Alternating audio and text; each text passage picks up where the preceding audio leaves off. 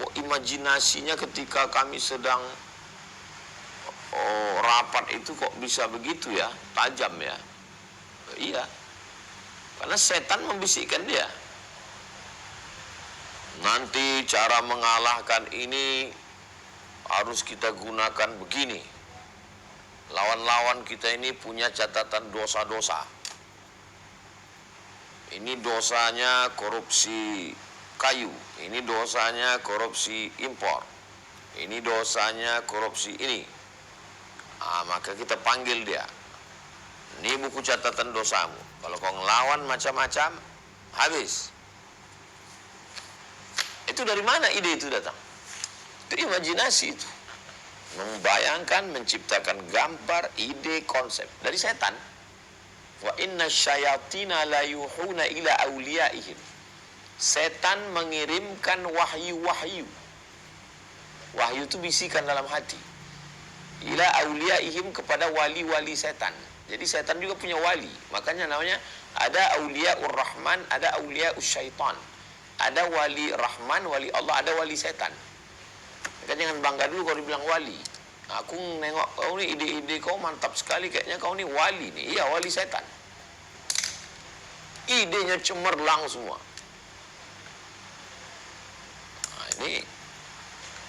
Nah, itulah kenapa kita perlu berwudu. Ada amalan wirid zikir. Untuk apa? Supaya kita mendapatkan imajinasi yang datangnya dari Allah, dibawa oleh malaikat. Mendapat ilham. Berimajinasi.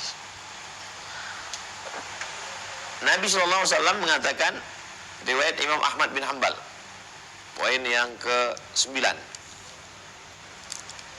la tuftahannal Qastantiniyah, 9.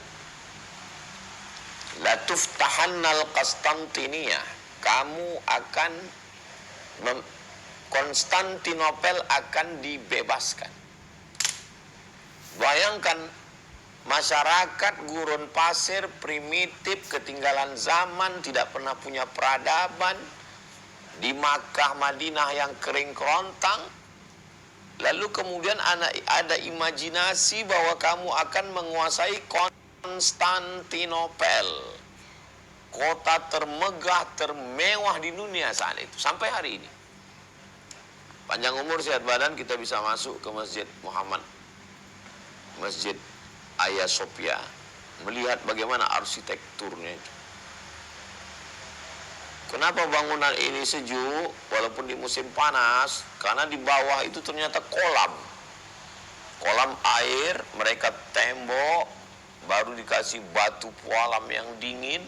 Maka sepanas apapun cuaca di dalam itu sejuk. Suara menggema, semua berdecak kagum. Dan Nabi mengatakan kamu akan menguasai Konstantinopel. Itu kan imajinasi yang luar biasa. Berimajinasi. Dari mana datang, di mana letak imajinasi itu? Di sini. Dari mana sumber imajinasi itu datang? Bisa dari Allah, dibawa malaikat, bisa dari setan. Makanya imajinasi setan juga luar biasa. Orang-orang jahat itu untuk menguasai, imajinasinya juga hebat. Makanya kita mesti mendekatkan diri kepada Allah supaya dapat imajinasi yang benar. Saya kelas 3 SMP tahun 1993 datang ke rumah Imam Masjid Raya Medan. Rumahnya di Simpang Limun, namanya Syekh Jalaluddin Abdul Muttalib, Muallim Jalal. Habis sholat subuh, Assalamualaikum Syekh. Waalaikumsalam. Saya mau ke Arab. Saya itu nggak tahu Mesir, nggak tahu Maroko. Pokoknya saya mau ke Arab. Dari mana saya dapat? Sekarang kalau saya ketemu sama anak-anak SMP kelas 3, selalu saya pikir itu, berarti aku dulu sebesar kau inilah waktu mau ke Arab itu. Dari mana saya berimajinasi tentang sekolah di Arab? Karena emak saya selalu bilang, Dia selalu cerita tentang atuk dia, Syekh Abdurrahman. Atukku dulu di Makkah 7 tahun. Atukku dulu kitabnya 3 kereta kuda. Atukku dulu belajar di Masjidil Haram. Jadi cakap dia yang selalu bercerita tentang atukku itu masuk ke kepala saya.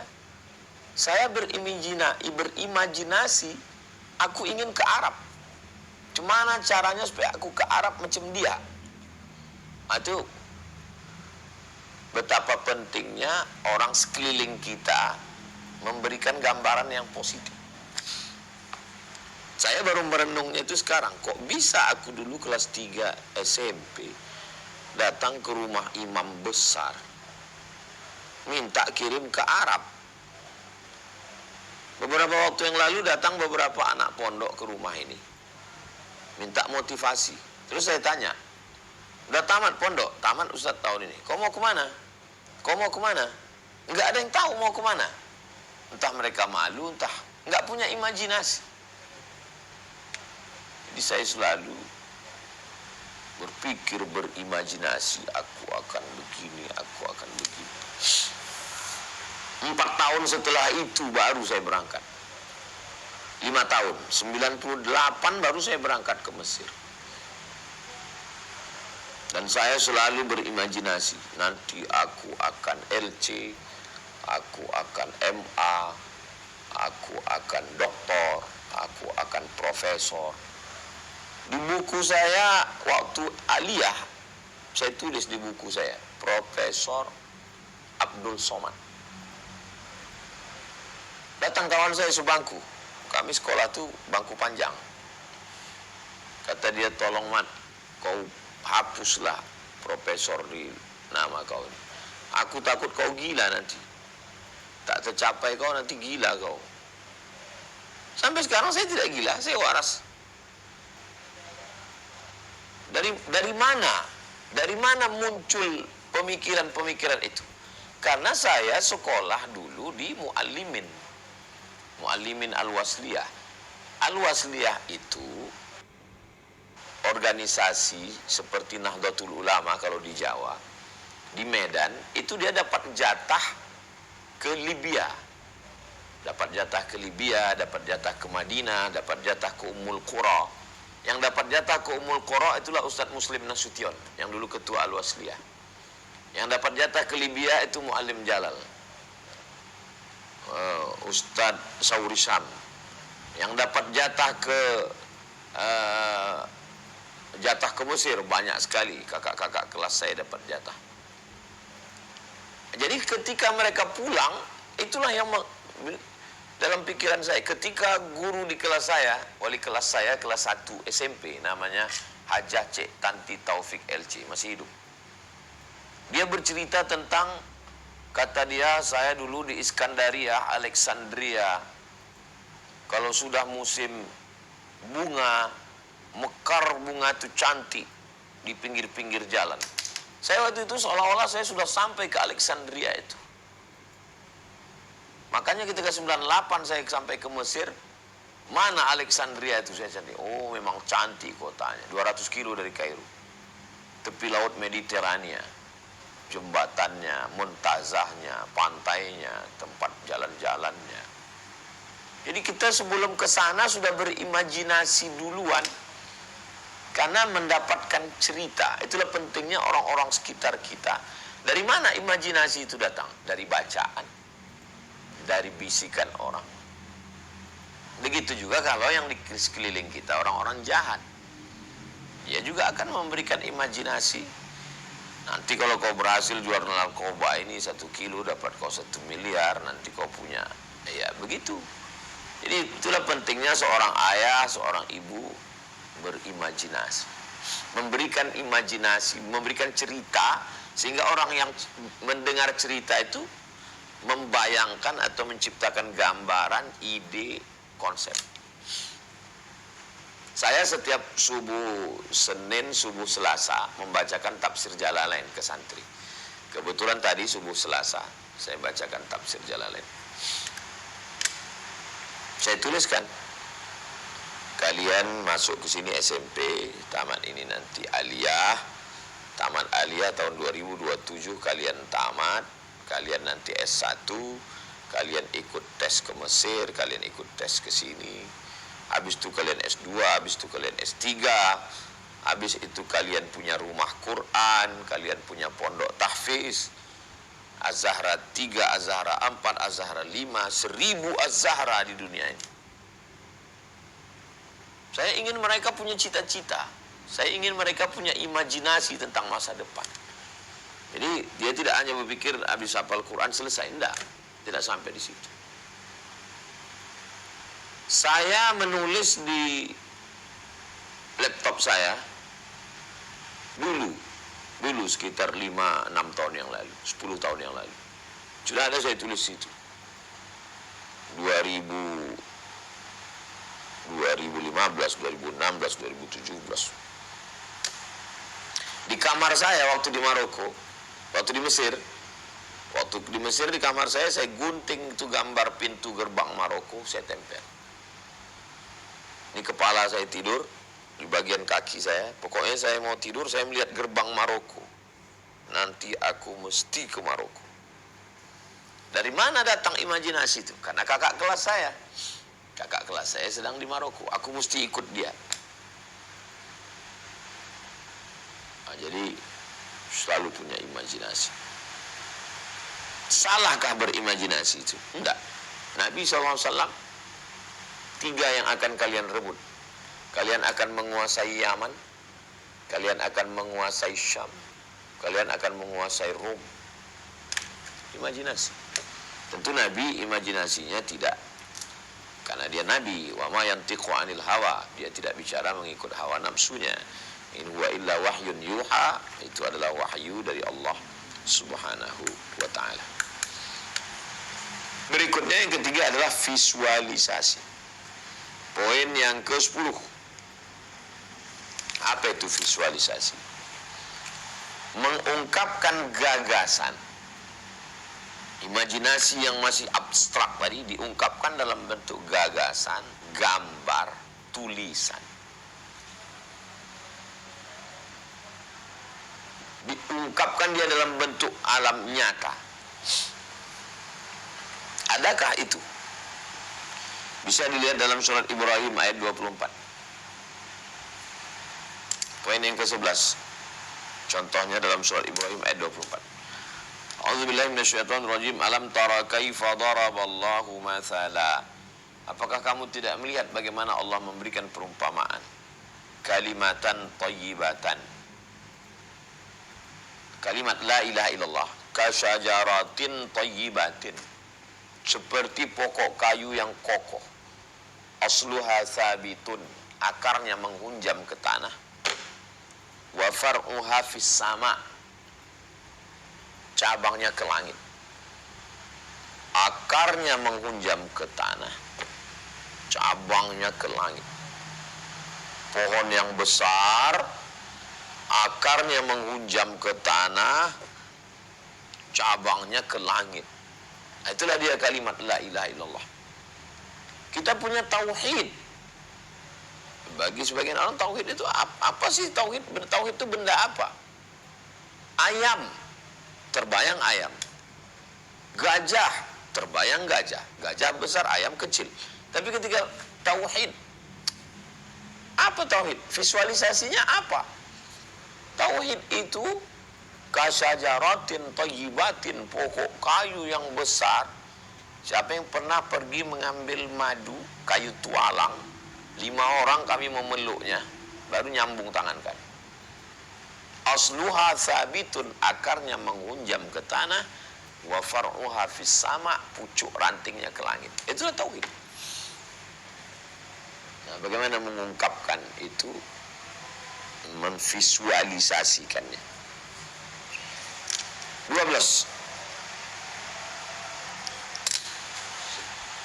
Makanya ada dalam Al-Quran itu ada buku judulnya Al-Amthal fil Quran. Perumpamaan dalam Al-Quran. Siapa yang bersedekah pahalanya banyak. Banyak. Terus gimana mengungkapkan, memvisualisasikan banyak itu gimana? Lihat surat Al-Baqarah 261. Kamathali habbah, satu biji, ambatat sab'a sanabil, tumbuh 7 cabang. Wa fi kulli sumbulatin mi'atu habbah, satu cabang ada 100, 200, 300, 400, 500, 600, 700. Wallahu dha'ifu liman yasha. Allah lipat gandakan lebih banyak lagi daripada itu. Wallahu wasi'un alim. Allah itu maha luas karunia-Nya. Berawal dari kata-kata, berubah menjadi pemikiran, wujud di alam nyata. Sebenarnya gambar zaman sekarang mudah. Orang berpikir tentang membangun sebuah Islamic Center, maka dia tinggal yang pandai buat 3D. Ini bangunan Islamic Centernya, di sekelilingnya ada ruko, di situ ada klinik kesehatan, klinik gigi, klinik bersalin, klinik kulit, klinik kecantikan yang Islami. Di situ ada kantor-kantor, kantor MUI, kantor NU, kantor Muhammadiyah, kantor Perti, kantor Persis, kantor Matlaul Anwar. Di situ ada lapangan basket, lapangan sepak bola, futsal, supaya orang main futsal setengah jam sebelum azan maghrib, stop, sholat dulu. Lalu kemudian di situ ada tempat convention hall pernikahan, supaya acara walimahnya IO-nya itu Islami, jangan lagi musik pakaian jahiliyah. Di situ ada UMKM, sehingga orang-orang yang tidak punya toko dia bisa letakkan barang, keripik, kerupuk, peyek, bumbu pecal, madu, semua kerajinan, sehingga muncullah satu masjid paripurna. Nah, memvisualisasikannya di alam nyata, ya beberapa pakar menggambar, maka dipresentasikanlah ini kepada gubernur, wali kota, bupati. Bapak akan meninggalkan apa nanti kalau sudah selesai jabatan ini? 5 tahun ini mau buat apa? Oh, ternyata kami bisa buat ini ya, Islamic Center. Iya, langkah pertamanya bebaskan tanahnya dulu. Setelah tanah dibebaskan, apakah akadnya wakaf atau dibeli Pemda atau masyarakat menghibahkan? Setelah itu baru bangunan. Terus nanti kalau bangunan selesai, yang ngajar siapa? Kirim anak-anaknya. Anak-anak sekarang yang berprestasi hafal Quran kirim ke Mesir, kirim ke Yaman, ke Ahqaf. 4 tahun pulang. Mereka yang akan ini. Buat kampusnya di kota strategis. Kenapa? Supaya pagi orang jam 7 datang pick up. Meletakkan anaknya, masuk kantor, suami kerja, istri kerja, sore jam 5 ambil anak, bawa pulang. Sampai rumah capek, tidur. Siang full belajar.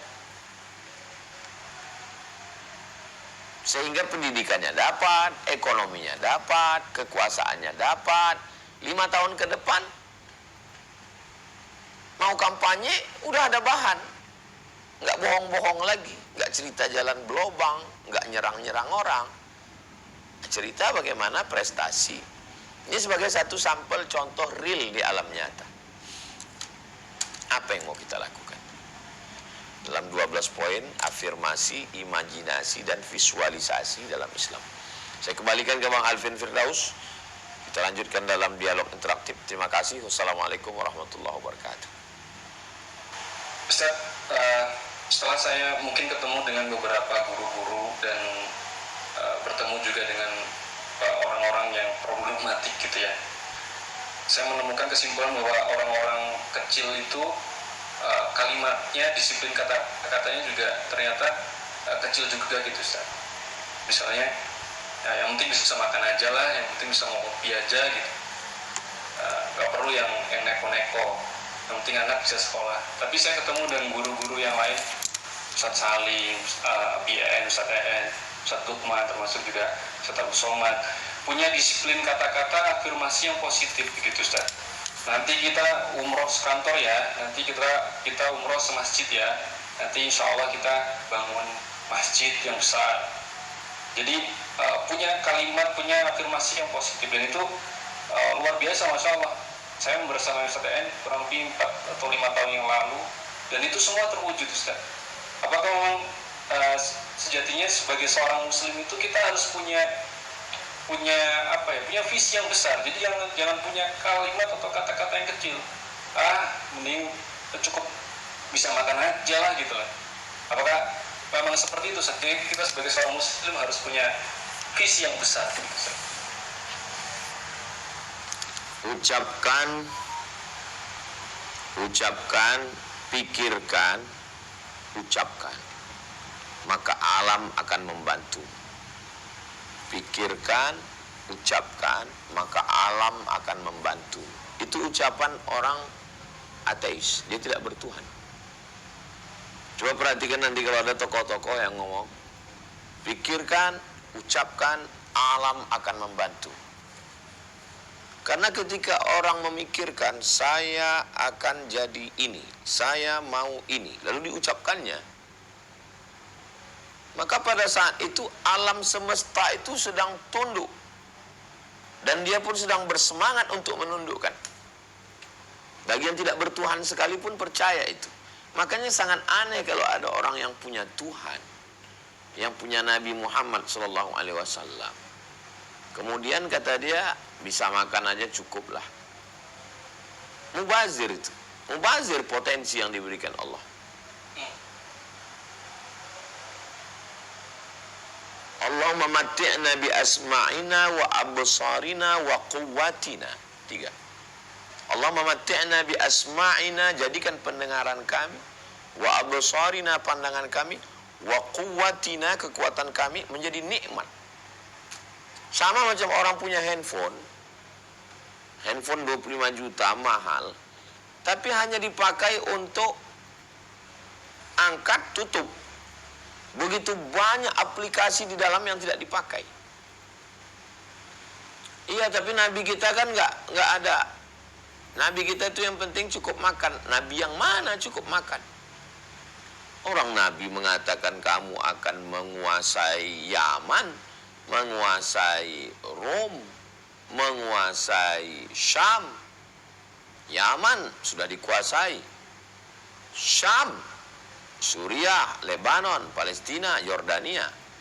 Rom itu dua pendapat. Rom itu ya Turki itu Rom. Rom yang sekarang ini Eropa.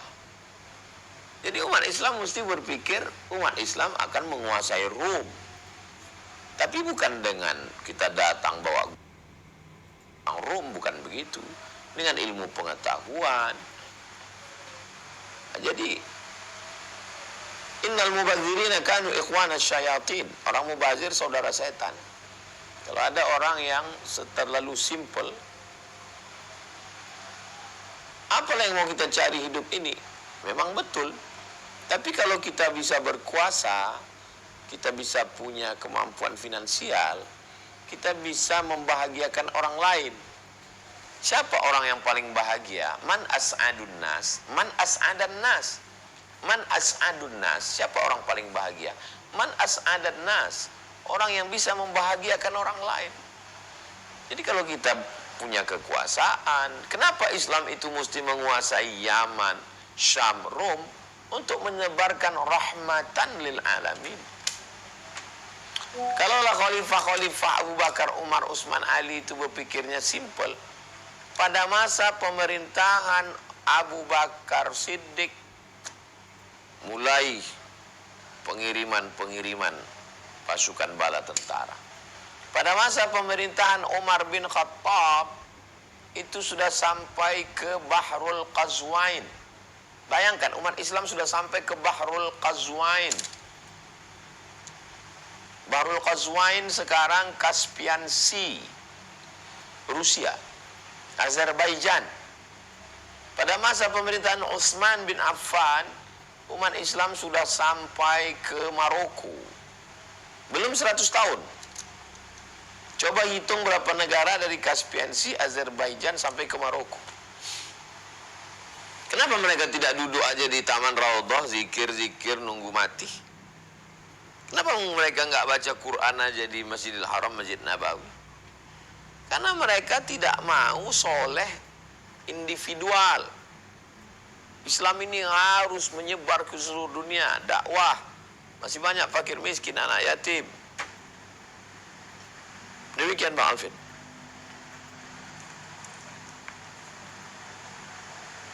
Kita langsung ke penanya berikutnya. Saya persilahkan Bapak Abdul Razak. Betul Bapak, buka mic-nya. Sampaikan pertanyaannya dengan singkat. Assalamualaikum warahmatullahi wabarakatuh, Ustaz. Waalaikumsalam warahmatullahi wabarakatuh. Ini mau tanya Ustaz tentang aman dan apa perbuatan apa yang harus berbuat oleh saya. Saya banyak ujian Ustaz, iman saya sedang diuji. Di antaranya adalah diganggu oleh seorang perempuan wanita. Bagaimana supaya saya kuat menghadapi ujian ini? Itu saja Ustaz. Assalamualaikum warahmatullahi wabarakatuh. Waalaikumsalam warahmatullahi wabarakatuh. Kalau saya diganggu orang, saya akan lapor polisi. Saya tidak sholat tahajud, saya tidak zikir. Saya langkah pertama, saya lapor polisi. Supaya dia tidak ganggu saya. Saya akan pergi ke Polda. Saya kasih. Yang kedua, baru saya ikhtiar berusaha kepada Allah dengan sholat hajat, sholat tahajud, mendekatkan diri kepada Allah, berzikir, beramal soleh. Semua cara kita pakai, zahir dan batin. Demikian, Allahu a'lam bishawab. Baik, terima kasih Bapak Abdul Razak. Terjawab ya. Biar efisien, kita langsung ke penanya berikutnya. Ibu Ummu Hasnah. Assalamualaikum warahmatullahi wabarakatuh. Waalaikumsalam warahmatullahi wabarakatuh. Ustaz, Afwan mungkin agak melenceng dari tema. Ingin bertanya tentang dosa kifayah, Ustaz. Saya pernah mendengar bahwa dosa kifayah itu tidak akan berhenti kecuali kewajiban kifayahnya sudah terlaksana, dan katanya kewajiban kifayah dalam syariat itu hampir ada 90%, sementara saat ini kan yang terlaksana hanya nikah, talak, cerai, rujuk saja ya, terutama di negara kita. Nah, kalau ternyata benar dosa kifayahnya tidak berhenti, lalu solusinya seperti apa yang bisa kita lakukan supaya dosa kifayah itu berhenti? Syukran, jazakallahu khairan Ustaz. Wassalamualaikum warahmatullahi wabarakatuh. Assalamualaikum. Fardu ain wajib saya sendiri melakukan. Sholat, puasa, zakat. Kalau saya sudah sholat, sudah puasa, sudah zakat, selesai. Fardu ain. Fardu kifayah, fardu yang diwajibkan untuk seluruh kita. Tapi kalau dilakukan oleh satu orang cukup. Udah dia aja. Memandikan jenazah, wajib kita semua. Tapi Bang Alvin melaksanakan kifayah, cukup. Itu yang ada di dalam literatur, istilah, etimologi, terminologi, istilah-istilah dalam Islam. Hanya fardu ain dengan fardu kifayah. Sekarang banyak orang-orang yang bukan ahli agama Islam bicara agama Islam. Dia membuat istilah-istilah yang menurut dia unik, tapi bagi orang yang mau belajar Islam itu membingungkan. Salah satunya inilah dosa kifayah. Ambil sana, ambil sini, cocok-cocokkan. Itu makanya perlunya belajar dulu agama Islam secara sistematis. Belajarnya runut. Kalau fikih hatamkan dulu. Fikih Islam Syekh Sulaiman Rasyid. Nah, setelah itu barulah. Kalau tidak nanti bingung dia, terlalu banyak istilah-istilah yang dibuat oleh orang yang tidak. Dosa-dosa yang dilakukan oleh orang banyak yang kita ikut dapat aliran dosanya karena kita tidak melakukan nahi mungkar. Kalau saya diam menengok orang melakukan perbuatan zina, maka itu saya ikut dapat, walaupun saya tidak melakukan. Kalau Bang Alvin memandikan jenazah, saya ikut dapat pahalanya dan gugur kewajiban. Begitu juga dengan kalau ada satu orang buat dosa, saya ikut dapat dosanya. Maka disebut dengan dosa kifayah. Kenapa? Dia aja yang melakukan, yang lain udah cukup. Dengan diamnya itu dapat dosa. Simpelnya, sederhananya, bagaimana kita nahi mungkar. Nahi mungkarnya ustadz, ya ngomong. Ustadz jangan malas ngomong.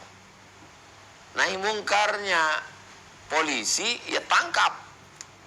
Nahi mungkarnya DPR, buat payung hukumnya. Polisi nggak bisa nangkap kalau nggak ada payung hukumnya. Nahi mungkarnya bupati, buat perbub, peraturan bupati. Bekerja sama dengan forum komunikasi pimpinan daerah, bupati, kapolres, dandim, gubernur, kapolda, dan rem, panglima, polisi, kapolri, presiden. Nah, jadi sesuai dengan kemampuan kita supaya jangan sampai kita dapat dosa walaupun kita tidak melakukannya. Karena kita unsur akhaka, tolong saudaramu zaliman, yang zalim au mazluman. Bagaimana kami menolong orang zalim? Kalau orang terzolimi bisa kami tolong. Orang yang zalim gimana nolongnya? Angkat tangannya, pegang, jangan kau zalim lagi. Demikian, wallahu a'lam.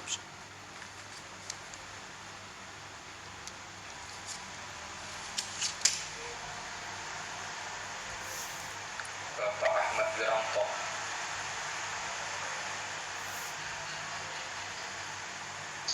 Assalamualaikum warahmatullahi wabarakatuh. Waalaikumsalam warahmatullahi wabarakatuh. Ustaz, semoga Allah syafi'an antum selalu. Amin. Ustaz izin bertanya, yang pertama, ciri dan tanda afirmasi imajinasi dari setan, Ustaz. Yang pertama, tanda-tandanya bagaimana? Dan yang kedua, kemarin-kemarin sempat ramai, Ustaz, ya, bahwa matan Abu Suja itu masih kebagusan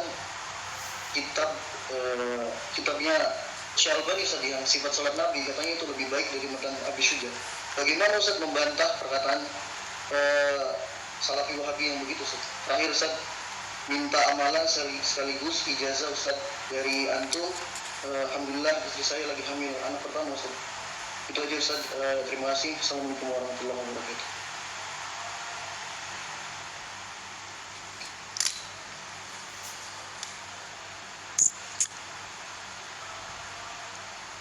Belajar fikih mazhab Syafi'i, kitab yang paling rendah matan takrib.